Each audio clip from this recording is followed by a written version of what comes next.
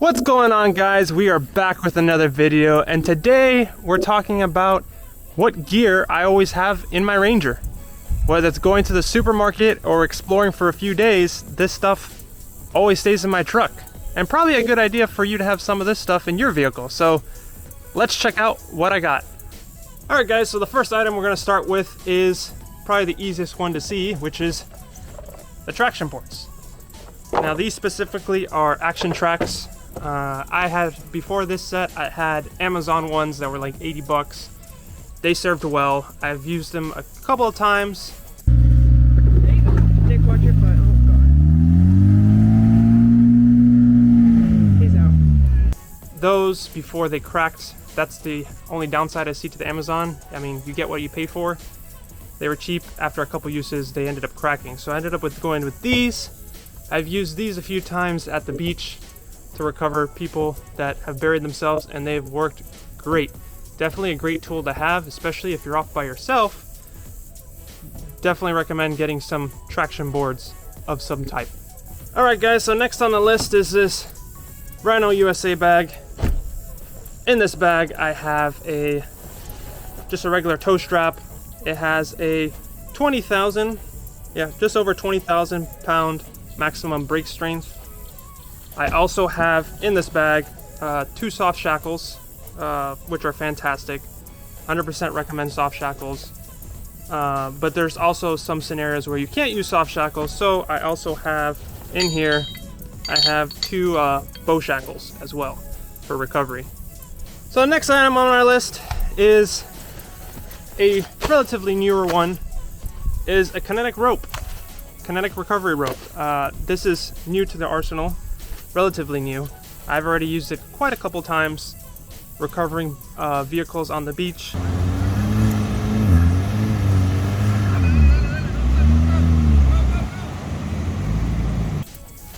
Definitely recommend Kinetic recovery rope.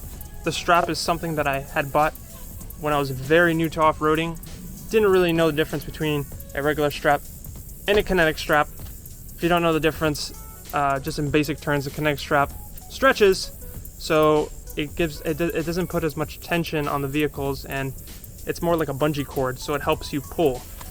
So in this bag, this is from Amazon, by the way, I'll link everything down below. In this bag, the reason I went with this is it was a pretty good price point. It's 100% nylon. It also comes with 2 extra soft shackles, which is nice.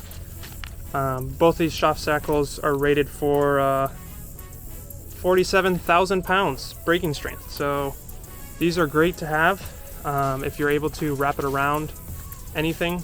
As long as it's not meant for like a bow shackle, you can't put it, wouldn't recommend putting through there because you're gonna end up breaking it. But soft shackles are really good to have. Kinetic recovery rope, 10 out of 10 recommend. Definitely something that is come in handy and is very useful. Alright, next on the list that I have is this battery powered jump starter. It's a little portable thing. It's super tiny. Also got on Amazon. I'll try to link everything down below. Super great to have. I've used this several times, not so much on the truck, but I've used it on other vehicles.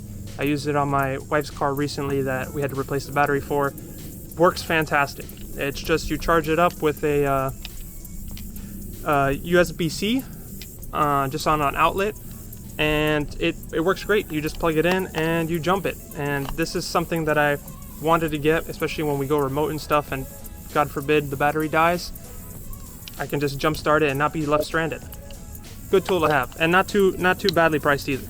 To piggyback off the portable battery pack starter is this, obviously just your regular jumper cables. I keep it just in case for some reason I forget to charge that, or another vehicle you come across needs a jump. Quick, easy, simple, always reliable. So it's good to have just in case. Just your regular jumper cable wires. These are specifically 4 gauge. I got these at AutoZone. So alright, next on the list is this little guy. It's a 5-watt GMRS handheld radio.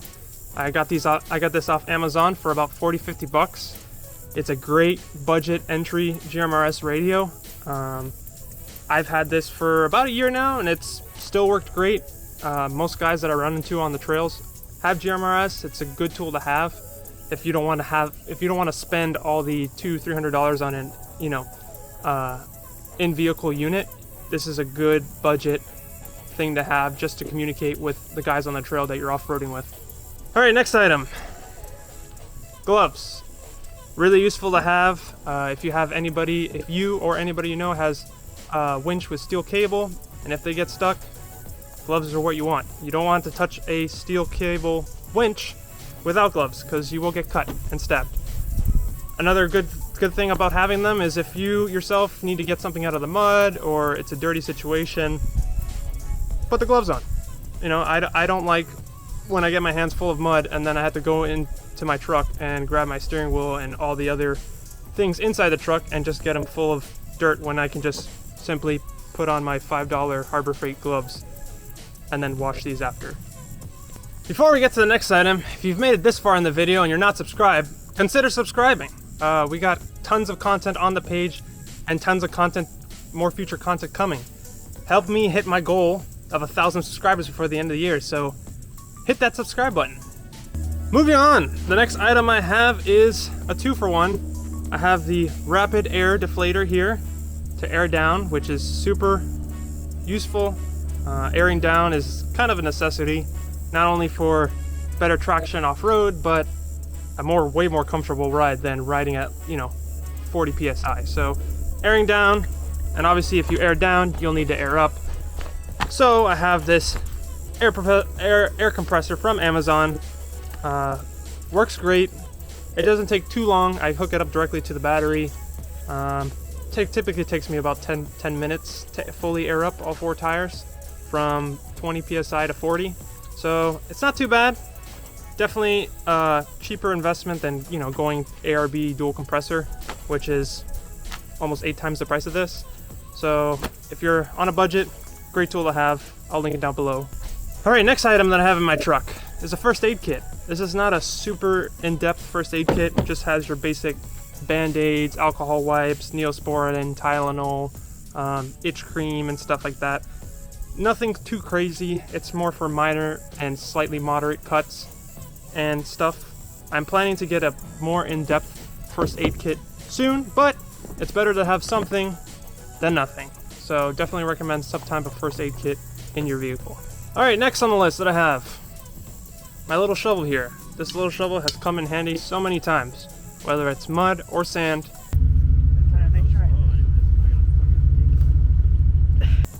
It's super helpful. This is from Harbor Freight. Super cheap. Has worked great. It's compact. Where I actually put it behind my rear seats. It's compact enough to put it back there. It's worked great. Hasn't failed me yet. Definitely get yourself a little shovel of some sort that you can dig with. Next item on our list is a chainsaw. This is a Ryobi chainsaw, battery-powered chainsaw. Very affordable. One of the reasons I got it. I do have spare battery packs because I also have a couple other Ryobi tools myself, like impacts and stuff like that I can swap out the batteries. Super useful to have, not only for if you're on the trail and a tree is down and you need to cut it out of the way, but it's also good to have around the campfire if you need to cut firewood or anything like that. Super useful to have. Definitely recommend a chainsaw. I had an axe before, and this makes life way easier. All right, next item that I have in my truck always is a plug kit.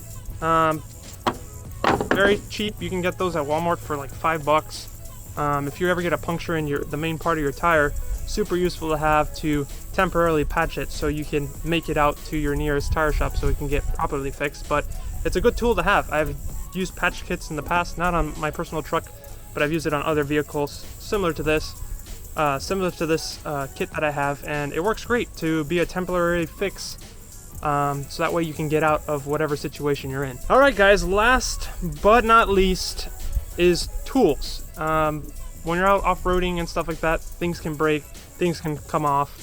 It's always good to have some few set of tools. So I have this toolbox that was my brother's old toolbox from Harbor Freight.